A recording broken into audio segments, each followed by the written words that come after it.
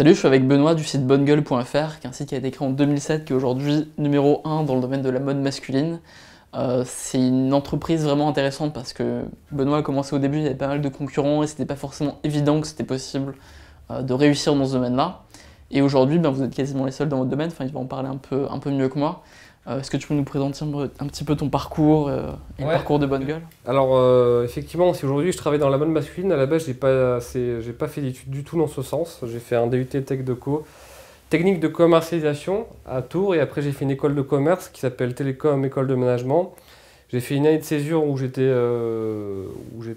consultant, et après j'ai fini mes études à HEC Montréal. Okay. Voilà, donc rien à voir dans la mode. Et effectivement, on parle de mes études justement. En 2007, j'avais créé ce blog, bonnegueule.fr, où on voulait parler de mode masculine sous un angle très différent, avec beaucoup de conseils, de pédagogie, d'humour, très pratique aussi. Et est-ce qu'il y avait déjà l'objectif d'en vivre dès le début? Pas du tout. C'était moi, mon délire, c'était vraiment, j'aime ce sujet-là, j'ai envie de le partager. Point. C'était très il n'y avait pas de pub, il n'y avait rien du tout, j'avais même pas cherché à le monétiser dans un premier temps. C'était vraiment pour le fun et pour le plaisir de partager, de voir des créateurs, etc.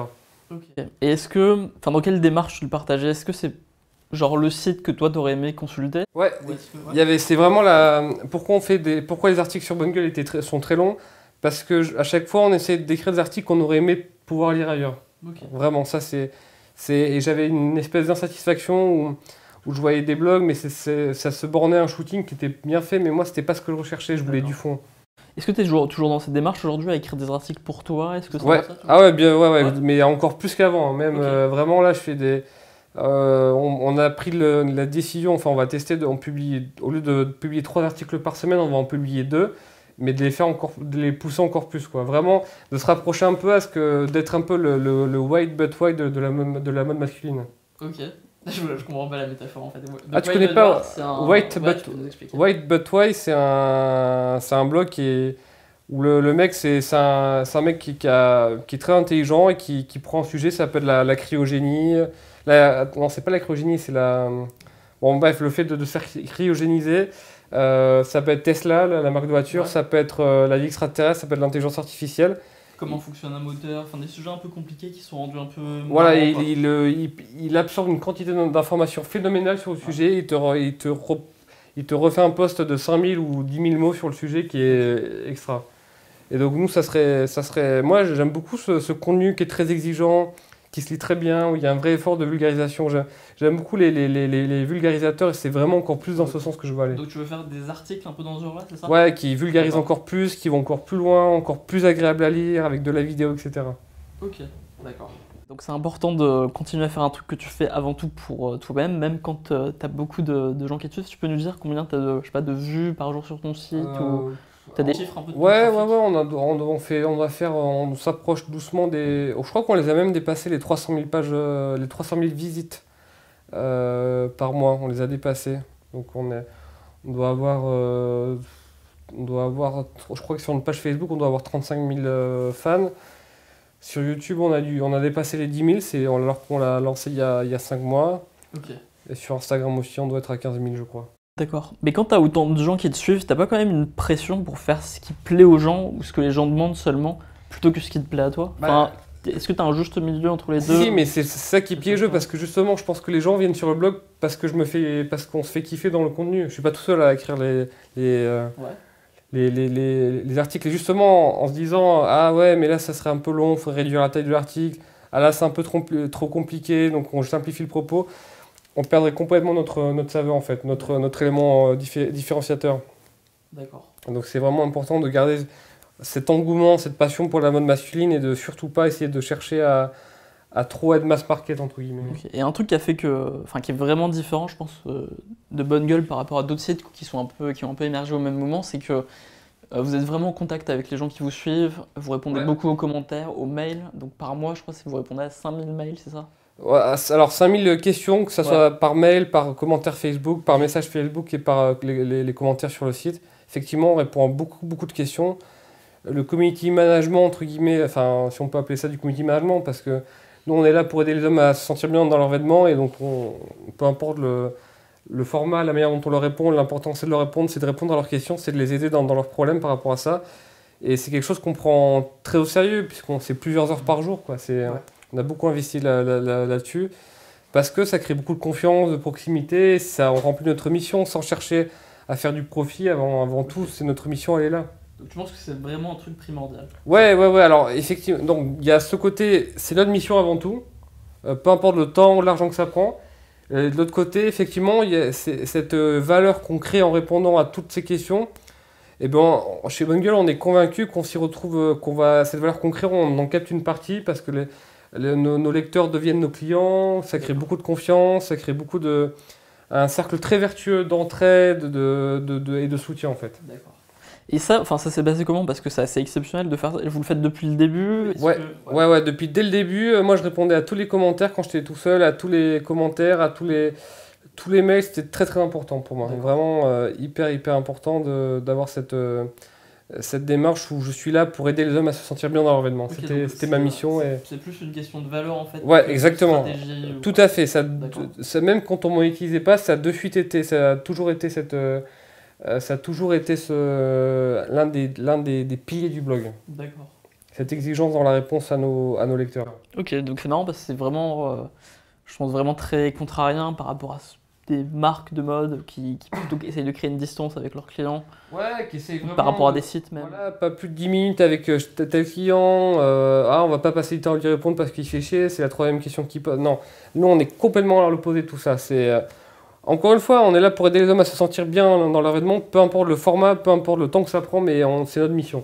Okay. Et on doit la remplir, on fait tout pour la remplir du mieux qu'on peut. D'accord. C'est vraiment ça. Et on s'est donné aucune limite dans la manière de le faire, et c'est, je pense, qui nous a aussi permis de nous différencier. Okay. Toi aussi, tu as lu le livre de Peter Thiel qui s'appelle Zero to One, qui vient d'être traduit en français il n'y a pas très longtemps. Ouais. Il y a une question, qui est la question de Thiel, c'est qu'est-ce que tu crois être vrai que la quasi-totalité des gens croient être faux? Eh bien, alors justement, c'est tout l'usage de le fait de croire en des valeurs qui sont un petit peu old school, finalement, la générosité, la bonté, la bienveillance. Et le fait que parfois, je pense qu'on a fait des choses que de l'extérieur, on peut se dire, mais ils sont fous, ils vont perdre du chiffre d'affaires, ça n'a pas intérêt, ça va brouiller l'offre, etc. Et je pense que de faire des choses totalement en contre-courant, c'est ce qui nous a vraiment aidé. Par exemple, on a une marque parce qu'en fait, on a un média où on se monétise grâce à une marque de vêtements. Ouais. Donc il n'y a pas de pub du tout sur le site. Okay. Mais à côté de ça, on vend des vêtements. Mais l'Église et l'État sont bien séparés. Parce que, par exemple, si je vais faire un dossier sur comment choisir un jean, je vais faire une recommandation de 10 marques, mais je ne vais pas citer ma marque. On s'interdit de recommander notre propre marque parce que pour des questions de conflit d'intérêts évidentes, on va dire. Et donc voilà, les gens nous disent mais vous êtes fous, pourquoi vous ne recommandez pas votre marque, c'est une perte de chiffre d'affaires, pourquoi vous mettez pas le pub sur le blog, etc. Et le fait vraiment, à chaque fois on réfléchit qu'est-ce qui est dans l'intérêt du client. Est-ce que vraiment c'est que je recommande ma propre marque ou est-ce que vraiment je lui conseille les meilleures marques de jeans qui pour moi me semblent justes et en toute impartialité. Okay. Alors ça ne veut pas dire que notre marque elle n'est pas bien. Mais c'est une question de séparation de l'Église et de l'État. Donc vraiment, le fait de passer beaucoup de temps dans le service client, dans l'expérience client, très important, le fait aussi de beaucoup donner avant de recevoir. Ça a été un pilier. J'ai beaucoup de contenu gratuit, énormément. Okay. Il y a des gens qui nous disent oui, Bonne Gueule et tout, ça c'est monétisé, mais on n'a jamais fait autant de contenu gratuit de qualité que maintenant. La chaîne YouTube, tu dois le savoir, des belles vidéos, ça prend du temps. C'est très coûteux en termes de ressources, en termes d'argent. Et on en fait plein qui sont gratuites. Nos tests, on investit beaucoup dans la qualité de nos photos, dans nos articles. Donc on n'a jamais fait autant de contenu d'articles parce qu'on est, encore une fois, toute cette valeur qu'on crée, on est convaincu qu'on en capte aussi une partie. C'est très vertueux. Et voilà, vraiment beaucoup de donner avant de recevoir. Donc donner des conseils, donner du contenu gratuit, donner de son temps. Okay. Parce que finalement, étant donné qu'on n'est pas financé par des annonceurs, par de la pub, le pôle éditorial, finalement, il donne son temps quasiment gratuitement aux autres. Ouais. Parce qu'il est là pour créer du contenu qui est accessible gratuitement. Donc, mais ça, si on raisonne en poste de coût, en disant ouais, mais c'est trop coûteux à faire, là, on devient comme tout le monde et c'est vraiment la merde. D'accord. Donc vraiment, voilà. Le fait de donner avant de recevoir, c'est quelque chose qui est extrêmement fort. La générosité, pour nous, c'est une valeur qui est très, très, très présente. Ok. Je pense que c'est des valeurs qui sont peut-être plus connu dans d'autres domaines, mais c'est vrai que dans la mode, je pense que c'est très contrarié. Alors, tout à fait, parce que la plupart des marques de mode, surtout dans le haut de gamme, mettent vraiment une barrière entre... je suis pas sûr que tu poses la question à Dior Homme en disant, mais voilà, je voudrais acheter votre veste en taille 48, mais quelle est la mesure de la longueur de la veste? Ils vont pas te répondre. C'est trop statutaire. Donc vraiment, il y a cette espèce de barrière que le luxe doit être inaccessible. Normalement, t'as un peu conseillé dans des marques de mode? Est-ce que j'ai un peu conseillé? Ouais. Alors, on nous a demandé de le faire, mais là aussi, je veux pas qu'il y ait de relation de transaction sur des missions de conseil, parce que toujours pour des questions de conflit d'intérêt. Donc je l'ai fait, mais on l'a fait, mais de manière totalement gracieuse. Pour garder vraiment notre indépendance. Et t'as senti un décalage à ce moment-là? Enfin, t'as senti un peu ça En fait, les marques, on s'enferme dans des problématiques d'image de marque, de machin, qui les empêchent de communiquer vraiment vraiment au lecteur, enfin aux clients, et c'est vraiment dommage. Parce que oui, le luxe, ça doit être un peu inaccessible, on ne doit pas s'adresser directement à notre clientèle, il faut créer un univers, faut pas trop parler du produit, etc. Et pareil, là aussi, on a pris beaucoup le contre-pied à tout ça. Parce que c'est une manière de faire d'un ancien monde qui n'existe plus ou qui est vraiment en train de s'écrouler. Les hommes aujourd'hui ne veulent plus ça, ils veulent comprendre, ils veulent qu'on leur explique. Et ça, le fait de faire des grandes affiches de pub, on ne comprend pas grand-chose, c'est une manière de communiquer qui appartient à l'ancien monde. Ouais. Je t'ai posé cette question des idées contrariennes parce que Peter Thiel, ce qu'il explique, c'est que pour réussir dans un domaine, ce qu'il faut, c'est savoir quelque chose que les autres ne savent pas. Donc toi, tu nous as dit tes idées un peu contrariennes et tes secrets, c'est que il faut donner avant de recevoir, même dans le domaine de la mode, et que c'est la relation client qui compte avant tout. L'explication du produit aussi, on fait des pages produits qui sont très très longues. Et alors justement, on dirait, mais attendez, c'est trop long, personne ne va dire ça, etc. Il vaut mieux résumer en trois bullet points l'événement et non. Et comment tu penses que toi, tu savais ça, ces secrets, alors que d'autres ne le savaient pas, peut-être tes concurrents dans le domaine du blogging, et comment ça se fait que les autres ne le savent pas et que toi tu le savais? Alors déjà, je ne viens pas du milieu de la mode, donc je n'étais pas formaté. Et d'autre part, tout simplement, moi quand j'allais en boutique et que je voyais une chemise à 150 €, je me dis mais pourquoi elle coûte pas 200 €? Pourquoi elle coûte pas 100 €? Pourquoi même elle coûte pas 50 €? J'avais cette frustration de ne pas comprendre le prix du vêtement. Et la valeur n'était pas assez expliquée. Et tout simplement, en me rappelant de ces frustrations que j'avais en boutique, en me remettant un peu dans le client, dans notre lecteur type, c'est comme ça que je me suis dit, mais plus que jamais, il faut expliquer le produit. Donc là, il y a deux conseils qui sont vraiment intéressants. C'est que si vous voulez avoir ce genre de secret, ce genre de truc que les autres ne savent pas et qui va vous permettre de percer dans votre domaine, donc le premier, c'est peut-être aller dans ce domaine dans lequel dont vous venez pas à la base. Ça vous permettra d'avoir un regard neuf. Et aussi comprendre que si vous voulez un truc, si vous avez une frustration, en fait, on n'est pas si unique que ça, et il y a forcément des milliers et des milliers de personnes qui ont exactement la même frustration que vous, en fait. Autre question que je voulais te poser, tu voulais peut-être développer là-dessus? Alors, il y a ça aussi, puis tu vois, il y a cette intuition de départ que j'avais. Effectivement, j'essaye de faire beaucoup de veille sur l'état de l'art en matière de contenu, de création de contenu, etc. À côté de ça, tu vois, dès qu'il y a un bon contenu qui buzz et tout, j'essaie de le décortiquer, d'analyser, de voir pourquoi c'est dit comme ça, etc. Donc j'essaie vraiment de me tenir au courant par rapport à ça. Est-ce que tu as toujours voulu devenir entrepreneur? Pas du tout.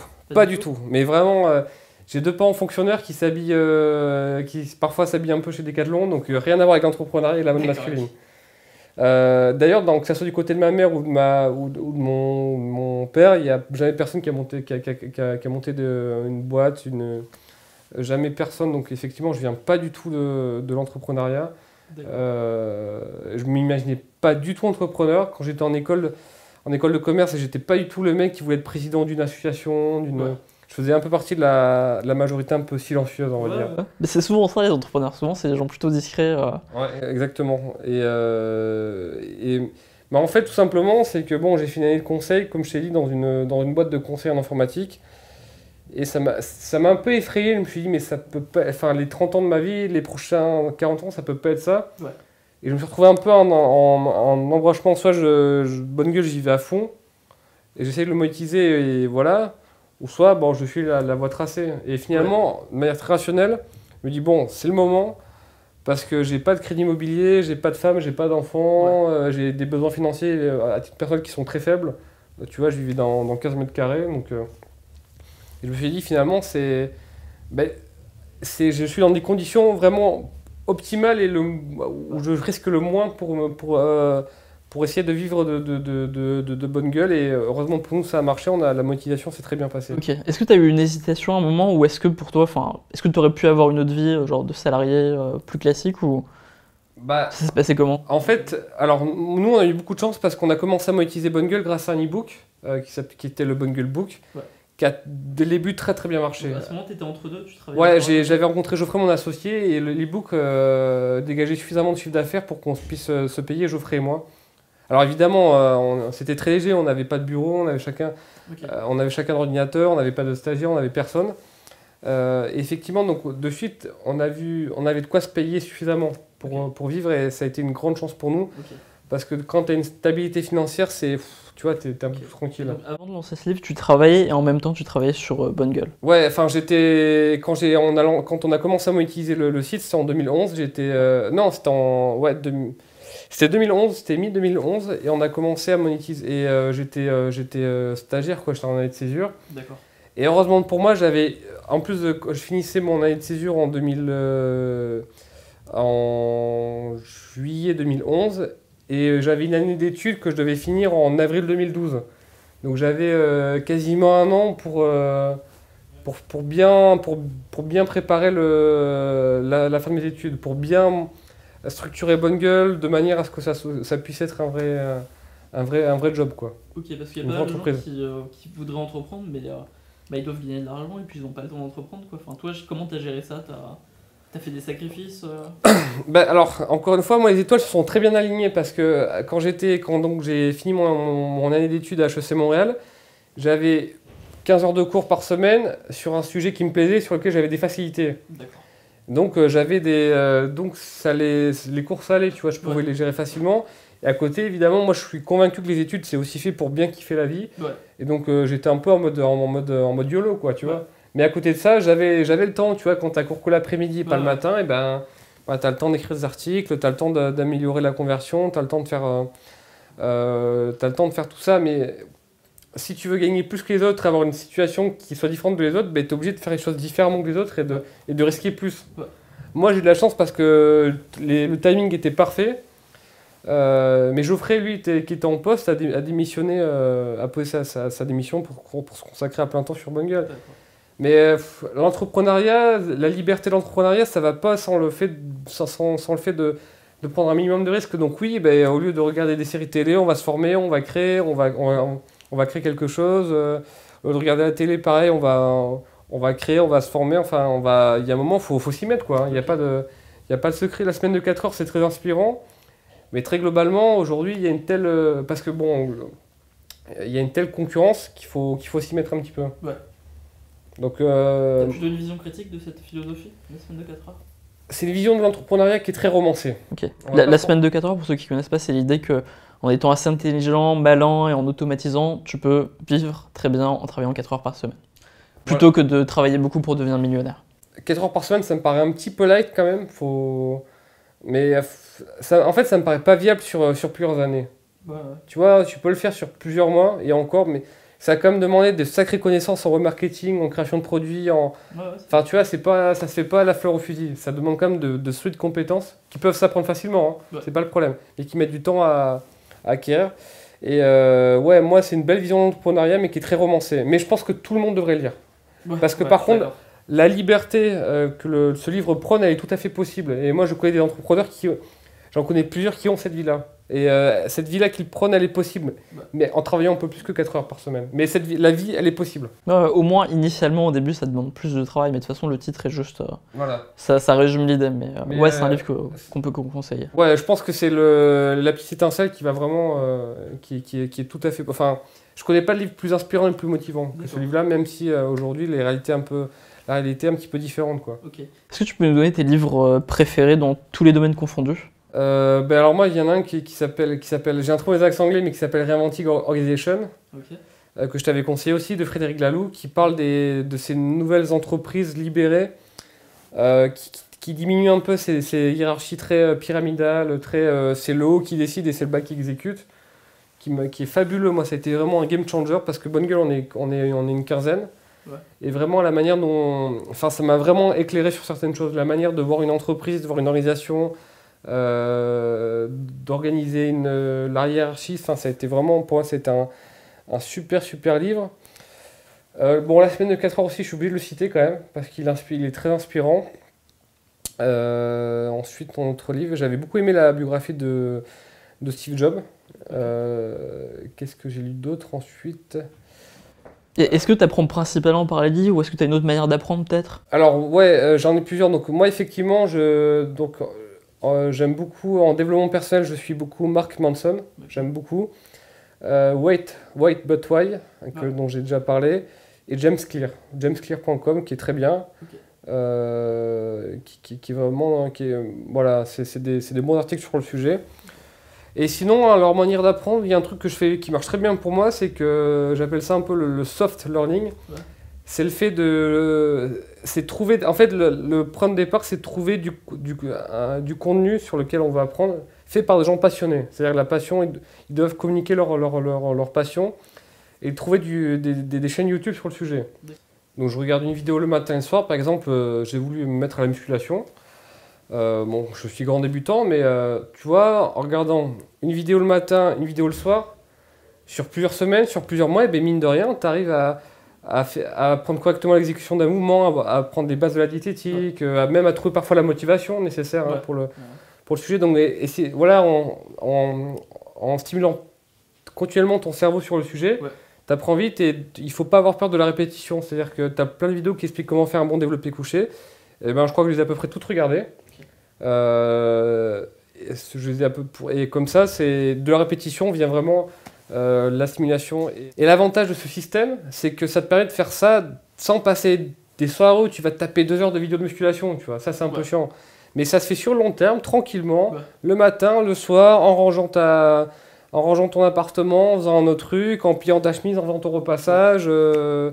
Même dans ta douche, enfin ça se fait tous les petits temps morts du quotidien, tu peux les utiliser là-dessus.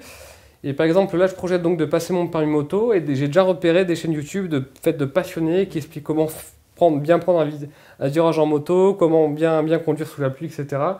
Et je sais que je vais regarder quand je vais m'y mettre, et ben voilà, une vidéo le matin, une vidéo le soir. Et sur plusieurs semaines, bah, tu regardes ça, par semaine, ça fait 14 vidéos par semaine. Ouais. Et par mois, ça fait plus de 40 vidéos sur le sujet. Ouais. Et là, tu as le temps d'apprendre des choses. Ouais. Et sans effort. Mais vraiment, moi, ça ne me demande aucun effort. Ouais. L'enjeu, enfin le point clé, c'est juste trouver du contenu fait par des gens passionnés. Pour se laisser contaminer par leur passion et par leur énergie. Donc il y a ça que je fais beaucoup. Puis j'utilise beaucoup les temps morts du quotidien, comme les files d'attente. J'ai une application de ce qu'on appelle de lecture différée, en fait, qui s'appelle Pocket, où j'enregistre tous les articles que je veux lire. Tu sais, parfois on t'envoie des articles et c'est pas le moment de les lire, etc. Ouais. Et Pocket, ça centralise tous les articles à lire plus tard.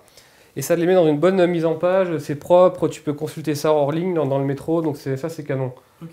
Donc vraiment, et pareil, là aussi sur un trajet de 10 minutes, dans le Uber, dans le métro, et ben, tu lis un article. J'utilise aussi l'application Blinkist, qui est une application qui te résume des livres aussi, qui est très pratique. Et voilà, tout simplement, c'est comme ça que j'apprends. Donc ça ne me prend pas spécialement beaucoup de temps. Je lis un peu le soir aussi, mais voilà, tous les temps morts du quotidien. Mais il faut dire moi aussi que j'aime beaucoup apprendre des choses. Hein. Ouais. C'est quelque chose que j'aime beaucoup. Et tous ces petits temps morts du quotidien, quand tu les mets à profit, c'est un peu l'histoire de l'intérêt composé, hein, dont tu n'avais pas dans une vidéo. Ouais. Un petit temps mort, plus un deuxième, plus un troisième, etc. sur plusieurs semaines, sur plusieurs mois, même sur plusieurs années, ça fait vraiment la différence. Ouais, c'est un principe qui est simple à comprendre, mais qui est vraiment central et qui n'est pas du tout instinctif. Et il faut vraiment se le répéter pour finir par le comprendre. Quoi. Et c'est intéressant parce que la plupart des gens, ils veulent apprendre de manière très intense pendant une courte période de temps. Alors que la plupart du temps, on apprend seulement sur le long terme avec la répétition. Moi, je suis totalement l'opposé de ça. Voilà. Encore une fois, un petit peu le matin, un petit peu le soir comme un médicament et sans forcer, mais vraiment sans forcer. Okay. Moi, j'ai jamais dû me plonger dans des bouquins de musculation pour apprendre à faire un soulevé de terre. D'accord. Simplement, j'ai regardé plusieurs vidéos, 3 conseils pour le soulevé de terre, les 7 heures pour le soulevé de terre, 10 tips pour le soulevé de terre, etc. Et puis voilà. Quoi. Est-ce que tu as des chaînes en particulier à recommander sur peut-être le business ou le développement personnel ? Alors je vais être Ou alors des sites et des blogs peut-être. Je vais être très franc avec toi, en France, pour moi tu es un peu la seule chaîne que je recommande sur le sujet. Okay. Parce que les autres chaînes de développement personnel c'est trop cliché, c'est trop c'est trop américain en fait dans l'approche. Ça manque un peu d'élégance, ça manque un peu de fond. Enfin, mais ça doit se trouver, hein, mais sinon, qu'est-ce que je... Tu vois, tu vas citer des références. Avec Facebook simplement, t'as déjà... Ouais, suivre les bonnes personnes sur Facebook. Vraiment, je regarde un peu ce que tu cites dans tes vidéos. Enfin, je m'intéresse, quoi, tout simplement. Ok, super. Voilà mon processus d'apprentissage. D'accord. Qui marche très très bien et qui est sans effort, vraiment. Alors, c'est sûr, au lieu d'écouter le dernier maître Gims, j'écoute une autre vidéo. Enfin, j'essaie de... Ça demande de renoncer à certains... Voilà, écouter un petit peu moins de musique. Quoique, je suis persuadé que tu peux lire un article en écoutant ta musique préférée. Donc, donc on renonce à rien. C'est simplement prendre l'habitude, qui est quand même pas très compliqué. Hein. Tu sors ton téléphone, tu lis un article et c'est bon. Donc ça, c'est une de tes habitudes principales. Est-ce que tu as d'autres habitudes quotidiennes qui te servent peut-être en matière de productivité ou juste pour mieux te sentir? Est-ce que tu as d'autres habitudes comme ça? Sur l'alimentation, c'est un sujet avec Geoffrey et moi. Donc Geoffrey qui est mon associé, on n'est pas du tout des ayatollahs, des extrémistes de la bouffe en étant végétarien ou quoi que ce soit. Enfin, c'est-à-dire, ça ne doit pas devenir une contrainte. C'est-à-dire, moi, mes copains, ils ont envie de se faire une bonne planchette et un bon verre de vin. Je ne vais pas faire mon chueur et je vais prendre du plaisir à manger avec eux, mais je ne vais pas faire ça tous les jours de la semaine. Mais une fois toutes les 2 semaines, ça va, quoi. Par contre, effectivement, là-dessus, j'ai des aliments qui n'ont aucun intérêt nutritionnel, comme justement de la charcuterie, du vin, ou même des pâtes ou une pizza. Je pars du principe qu'il faut qu'il soit très très bon, sinon ça ne sert à rien d'en manger. Ça n'a aucun intérêt. Donc, soit tu vas manger la très très bonne charcuterie italienne, etc., ou soit tu n'en manges pas du tout. Enfin, ça n'a aucun intérêt de manger du saucisson premier prix, mais vraiment aucun. À part de manger n'importe quoi. Et voilà, et tranquillement, je me dirige un peu vers un régime low carb, paléo, donc pas de pâtes, très peu de pain, enfin quasiment pas d'ailleurs, pas de frites, pas de pizza, pas de... Voilà, vraiment poisson, un peu de viande blanche, un peu de viande rouge aussi pour le goût. Pareil, hein, la viande rouge pour moi c'est un aliment, si elle n'est pas bonne, ça sert à rien d'en manger, donc poisson, un petit peu de volaille et beaucoup de légumes. Ok. Et je me mets au frit. Alors, encore une fois, ce qui est intéressant, c'est qu'à la base, moi, je faisais partie des gens qui n'aimaient pas spécialement les légumes, qui voulaient son dessert sucré à la fin. Ouais. Mais là aussi, il faut y aller progressivement. Donc, tu vois, tu vas manger comme avant, sauf que tu vas éliminer les sodas sucrés. Tu vas les remplacer par des sodas light. Puis ensuite, tu vas continuer à manger comme avant, mais tu vas enlever les sodas et tu vas les remplacer par de l'eau gazeuse. Okay. Ensuite, tu vas continuer, puis la semaine d'après, tu vas essayer d'enlever le pain, tu vas essayer d'enlever, si c'est trop dur, de l'enlever un jour sur 2, et ensuite de l'enlever une semaine entière, et ensuite, une fois que tu vas enlever le pain, tu vas enlever les pâtes. Okay. La semaine d'après, si encore une fois c'est trop dur, tu vas le faire un jour sur 2, donc ça a été extrêmement progressif, vraiment, ça s'est fait sur presque plusieurs années. D'accord. Mais vraiment, mais mon alimentation a complètement changé. Mais ouais, vraiment le côté très très progressif. Faut pas choquer. Et je me suis aperçu qu'on prend beaucoup plus de plaisir à manger sainement. De toute façon, quand tu manges de manière très saine, en enlevant les céréales et les sucres raffinés, quand tu vas manger quelque chose de normal, ton corps va de suite le rejeter. Tu vas pas être bien du tout. Donc ça, c'est très important, l'alimentation. Clairement, tu as tes habitudes, ça a un rapport avec ton succès. Donc clairement, le fait de lire, j'imagine que ça a un impact direct. Mais tu dirais que c'est vraiment important, genre l'alimentation... le sport par rapport à... le sport, effectivement, moi j'ai un regret par rapport à ça, c'est que je m'y suis mis trop tard. Ouais. Vraiment. La musculation, je m'y suis mis beaucoup trop tard et j'aurais vraiment aimé m'y mettre plus tôt parce que ça m'apporte énormément de bénéfices. C'est un sport que je pensais que j'allais toujours y aller à reculons, tu vois. Je me dis, quel intérêt de soulever des poids comme ça, c'est répétitif au possible. Et à ma grande surprise, je l'ai apprécié, je l'ai beaucoup apprécié. Alors en partie en regardant du contenu de gens passionnés de musculation, ça m'a beaucoup aidé je me suis laissé contaminer par cette énergie qu'ils ont, cet enthousiasme qu'ils peuvent avoir là-dessus, et par les bienfaits parce que ça vide la tête, hein, tout simplement. Et voilà, ça m'a apporté beaucoup de bien, ça m'a fait beaucoup de bien, et tout entrepreneur devrait être obligé de faire du sport, vraiment. Il devrait pouvoir faire passer ses frais de club de sport sur sa boîte. C'est tellement ça, il y a un impact. Donc c'est très important ça aussi. C'est très important sur le sport. Et une autre habitude que je peux avoir, alors effectivement j'essaie toujours d'avoir un regard très très neuf sur les choses. C'est-à-dire que le magazine le plus pourri, qui va faire un article comment choisir une chemise pour son mec, et ben je vais le lire, mais en le prenant jamais de haut. J'essaie toujours d'avoir. Je crois que les Japonais ils ont un concept pour ça, d'avoir un regard de débutant éternel en fait. Ça c'est très. Exactement, c'est très important pour moi. Jamais prendre de haut le moindre contenu, le moindre conseil. Ok, il dit ça comme ça, ok, pourquoi il fait, est-ce qu'il. Voilà, c'est vraiment hyper important pour moi. Et dans les habitudes un peu plus générales, c'est le fait de se construire un bon réseau. Et ça, un bon réseau, ça passe par le fait d'avant tout d'essayer de tirer des choses de son réseau, de beaucoup de données, avoir un leadership, organiser des dîners avec les uns, les autres, donner, proposer des choses, etc. C'est très important. Je crois beaucoup le fait d'avoir un peu de leadership, d'avoir un peu d'initiative, même dans son groupe d'amis. Tu vois, souvent les gens qui se plaignent qu'ils n'ont pas assez d'amis, je leur dis, ben, ok, t'as organisé combien ne serait-ce que de ciné avec tes potes, combien t'as organisé de restos avec tes potes? Ben, 0. Okay. Tu vois, alors ça c'est très important.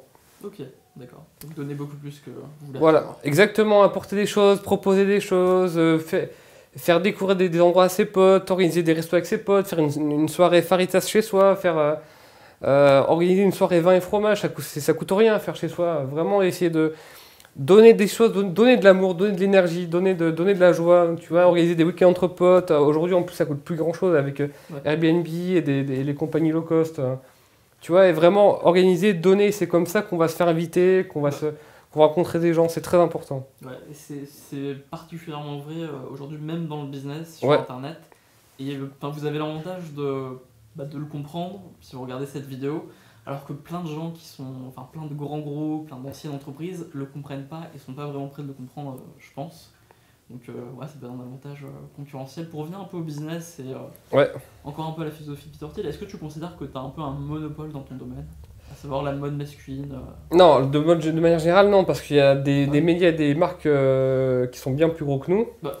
Mais je considère qu'on a une recette assez unique finalement qui est très dure à copier. Je veux dire, aujourd'hui quelqu'un qui veut lancer un média et se financer par une marque de vêtements, sans communauté, ça me paraît à copier, ça me paraît vraiment pas facile. Hein. Donc je considère que plutôt que d'avoir créé un monopole, on a créé un espèce d'océan bleu finalement, où on s'est adressé à des clientèles que les marques délaissées, à une clientèle que des marques délaissées, à des gens, on a parlé très différemment de vêtements à d'autres personnes, et ce qui fait qu'on a...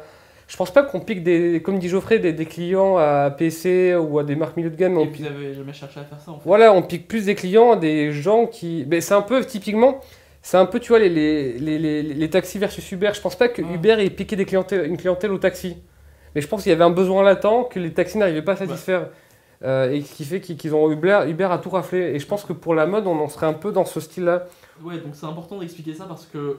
l'erreur que pourrait faire quelqu'un qui regarde cette interview, c'est se dire ah ok, son idée elle était super, moi je vais essayer de faire la même chose, je vais faire un blog où je vais essayer de créer des vêtements, en créant cette relation de confiance. Alors que si vous faites ça, fondamentalement c'est que vous avez rien appris de cette interview. De la même manière, si vous regardez une interview de Mark Zuckerberg ou de Peter Thiel ou de toutes ces personnes-là, si vous faites la même chose qu'eux, c'est que vous apprenez pas d'eux. Ce qu'il faut faire au contraire, c'est voir comment vous pouvez avoir un secret particulier, voir comment vous pouvez avoir une stratégie océan bleu, écrire quelque chose de totalement nouveau. Et c'est comme ça que vous pourrez plus facilement conquérir un marché. Ouais, tout va découler aussi beaucoup de la mission qu'on se donne et de la volonté qu'on est prêt à mettre pour remplir cette mission. Ok. Est-ce que tu fonctionnes par objectif en général, toi, par rapport à ta productivité, ou est-ce que... Alors, je suis vraiment pas le meilleur en productivité, hein, qu'on soit bien clair, parce que j'ai un métier finalement qui est assez créatif, où je dois écrire des articles, trouver des idées. J'ai pas des tâches très fragmentées où j'ai une pile de mails à traiter, bam, ça descend. J'ai des tâches. Donc je suis pas le meilleur. Geoffrey et Ellie, qui sont mes deux associés, sont bien meilleurs que moi là-dessus. Mais effectivement, ouais, j'essaye de fonctionner par objectif. Tu vois, on a un grand tableau, on marque pour telle date, il faut que ça soit prêt, etc.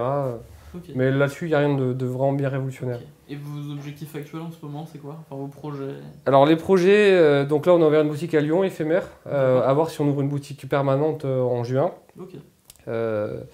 Développer la chaîne YouTube, et aussi réfléchir à une nouvelle manière de vendre le vêtement. C'est-à-dire qu'on s'est aperçu qu'il y avait des lecteurs qui connaissaient nos produits par cœur, qui savaient très bien conseiller d'autres lecteurs. Mais pourquoi pas à ces gens-là leur envoyer un petit stock de vêtements et puis qu'ils puissent vendre leurs vêtements, qu'ils puissent prendre part à l'aventure de Bonne Gueule avec des produits qu'ils aiment expliquer, qu'ils aiment raconter, tout en leur apportant un petit complément de revenu. Donc on réfléchit un peu à ce mode-là. Le but c'est de devenir vraiment une espèce de guichet unique de la mode masculine, vraiment quelque chose, que tu veuilles une chemise, un jean ou que tu penses à acheter, qu'on se devienne un point incontournable. Okay. C'est-à-dire qu'on te conseille, qu'on te propose des conseils de qualité, qu'on te propose des vêtements de qualité, qu'on te propose un service de qualité, qu'on te propose un accompagnement de qualité, de créer une espèce de boucle de valeur qui fait que tu puisses pas, t'aies pas envie d'aller voir d'autres marques ou de lire d'autres médias sur le sujet. Okay. C'est vraiment ça un peu le... Vous êtes encore super ambitieux, quoi. Vraiment encore... Ouais, on a la chance d'avoir une équipe qui est très impliquée, qui est très douée, qui est très talentueuse et dont je suis très fier. Okay. Et vraiment, ouais, et grâce à eux, je pense qu'on peut aller très très loin. Enfin, en tout cas, j'ai envie de pousser le projet jusqu'à... Je veux voir jusqu'où je peux aller parce que virtuellement, on n'a pas de limite. Okay. C'est ça l'avantage de l'entrepreneuriat. Ok. Voilà. Bah, c'était super intéressant en tout cas. Je t'en prie. J'ai appris plein de choses, j'espère que vous aussi. Et voilà, donc si vous voulez vous abonner à sa chaîne YouTube, à leur chaîne YouTube, il la lance en ce moment, ça fait déjà 5 mois, c'est ça? Ouais. Il y a 10 000 abonnés 11 000. 11 000, donc voilà, vous pouvez vous abonner ici. Vous pouvez regarder les différentes web-séries qu'il y a, et il y a des interviews aussi. Il y a des interviews, il y a des reportages, il y a des formats cool, il y a plein de choses. Voilà, donc abonnez-vous, et puis voilà, on se retrouve très bientôt pour d'autres vidéos et d'autres interviews. Passez une très bonne journée. Merci Raj.